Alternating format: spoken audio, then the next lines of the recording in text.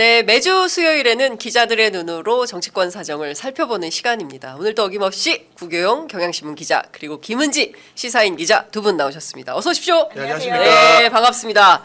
아, 제가 가장 사랑하는 코너.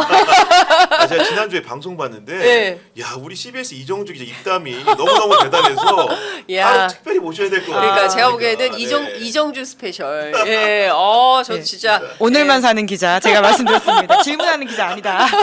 기자 맞죠? 기자 맞아요. 예. 알고 보니 개그맨 막 이렇게.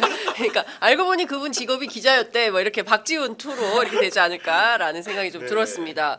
방금 전에 저희가 김소연 변호사 인터뷰를 네. 했는데요. 대단히 충격적입니다. 예, 그 뭐 워딩을 옮기기도. 그러니까 아까 제가 그 김소연 변호사 시간이 없어가지고 쭉 제가 듣기만 했는데 홍준표 시장, 오세훈 서울시장 그리고 이준석 대표, 예, 제가 다 반론권 드리겠습니다. 언제든지 출연하셔서 예, 김소연 변호사가 이제 명태균 씨의 전 변호인으로서 검찰 조사 과정에서 득한 정보들을 기반으로 오늘 쭉 인터뷰를 해주셨는데요. 관련해서 반론하실 거 있으시면 언제든지 반론하시라.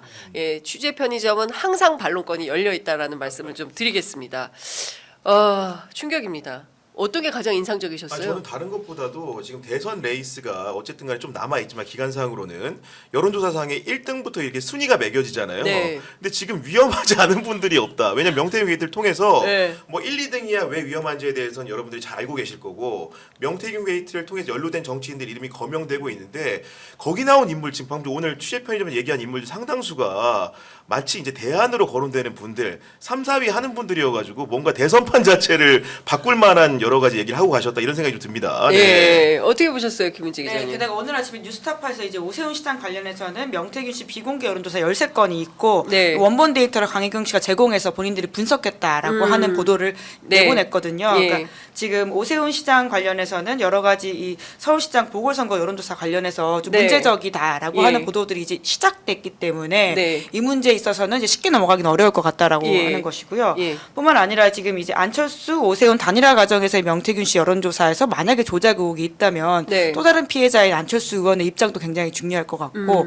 이 선거 자체를 지금 사실은 대선 경선도 문제가 있다라고 하는 건데 네. 여러 선거 자체가 조작됐다라고 하는 의혹들이 있다면 명명백백하게 좀 밝혀야 되는 부분들이 있죠. 그러니까 이게 보통 심각한 문제가 아닌 겁니다. 그 앞서 이제 김소연 변호사가 다른 거는 몰라도 두 가지에 대해서 검찰도 세게 수사를 하려고 하는 것 같은데 첫 번째가 여론 조작이고 두 번째가 창원 산단이다. 그러니까 아예 PPT 띄우고 설명을 했다. 네. 그리고 아마 구체적인 증거를 검찰이 확보한 걸로 보인다라는 겁니다.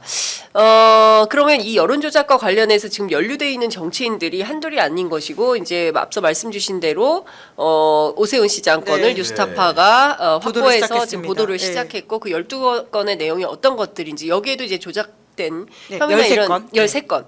예. 죄송합니다. 이거 너무 많은 얘기를 들으니까 기억이 자꾸. 이제 중요한 포인트는 또 오세훈 시장이 그 먹고 떨어져라라는 식으로 돈 봉투를 건네가지고 그 가장 오세훈이 제일 양아치다. 이거는 명태균 씨의 워딩이라는 겁니다. 예, 제일 정치하면 안 되는 사람이다라고까지 이제 표현을 하고 갔는데요. 이제 구체적인 내용을 오늘 김소연 변호사가 설명을 해준 상황입니다. 일파만파 계속 커지고 있는 상황인데. 네.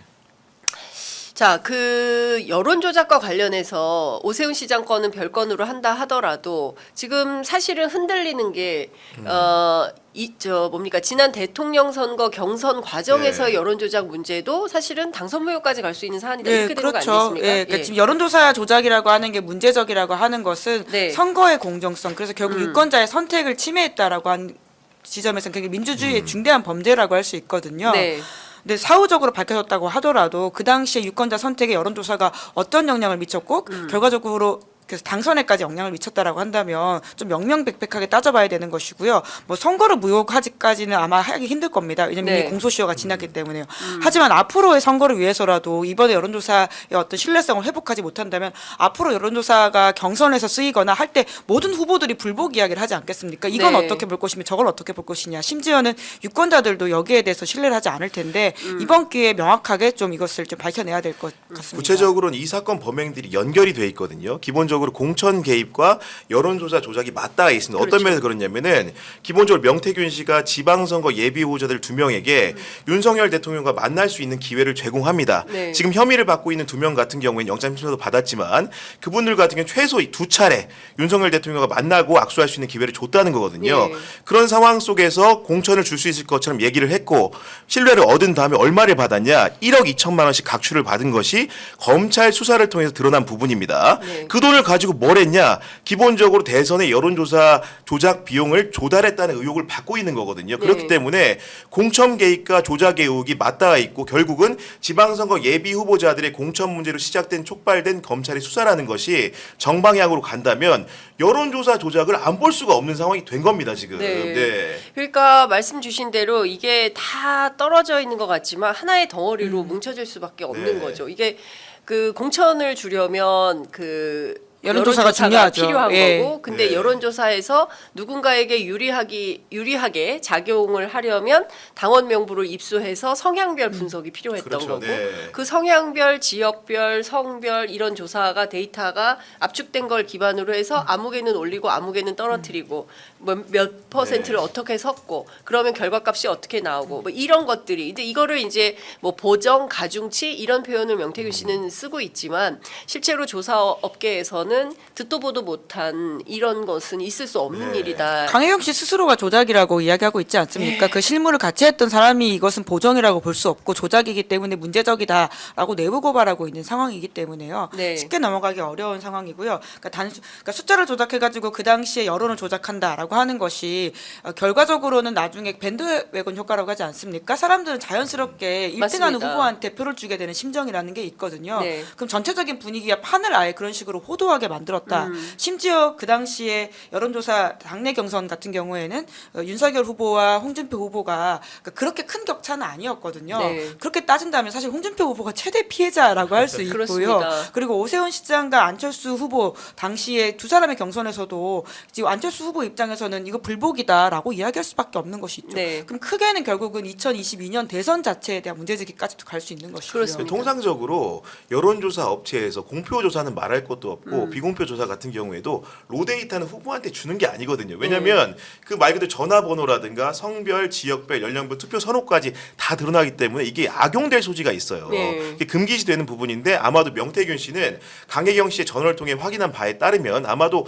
그런 음지의 방식들을 많이 활용을 한 것 같습니다. 그리고 그런 결과물인 것이고 검찰 같은 경우에도 미래한국연구소에 그치지 않고 네. 지난주 금요일에 조사기관이라고 하신 PNL 같은 경우도 압수수색을 한 거거든요. 그 얘기는 뭐냐면 데이터 복붙이라든가 응답자 수를 몇 배로 늘렸다라는 강혜경 씨 진술에 신빙성이 있다고 판단했기 때문에 원초적인 여론조사 기관에 대한 강제 수사에 들어간 겁니다. 결국 그런 걸 통해서 무엇을 규명하는 것이냐?